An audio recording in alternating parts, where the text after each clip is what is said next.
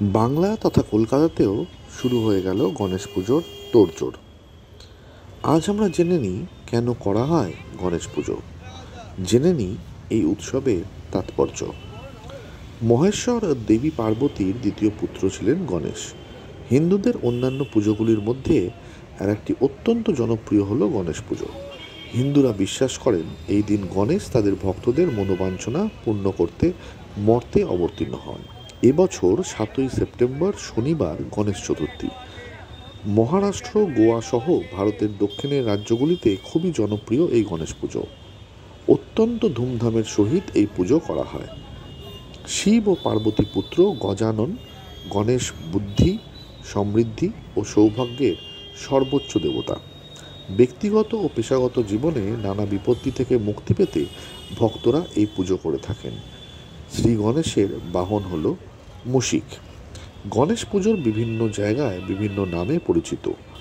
সংস্কৃত, কন্নড়, তামিল ও তেলুগু ভাষায় এই উৎসব বিনায়ক চতুর্থী বা বিনায়ক চবিথি নামে পরিচিত।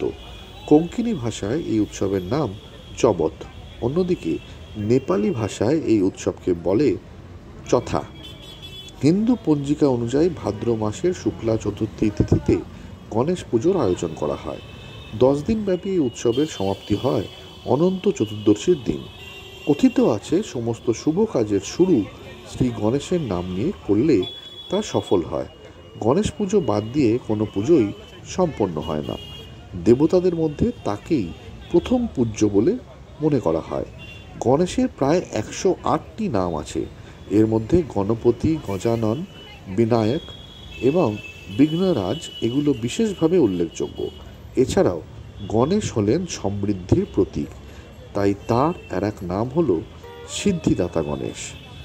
আজ সত্যম নিউজের পর্দায় আমরা তুলে ধরলাম সেই শ্রী গণেশ পুজোর তোড়জোড় বাংলা জুড়ে তথা কলকাতা জুড়ে কিভাবে প্রস্তুতি করছেন বাঙালি তথা হিন্দু গণেশ ভক্তরা, সে দৃশ্যই আমরা সরাসরি তুলে ধরলাম সত্যম নিউজের পর্দায়।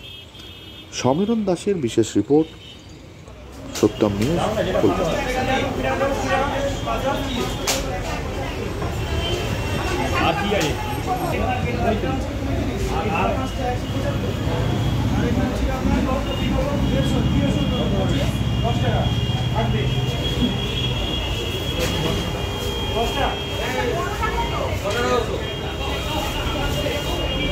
এটা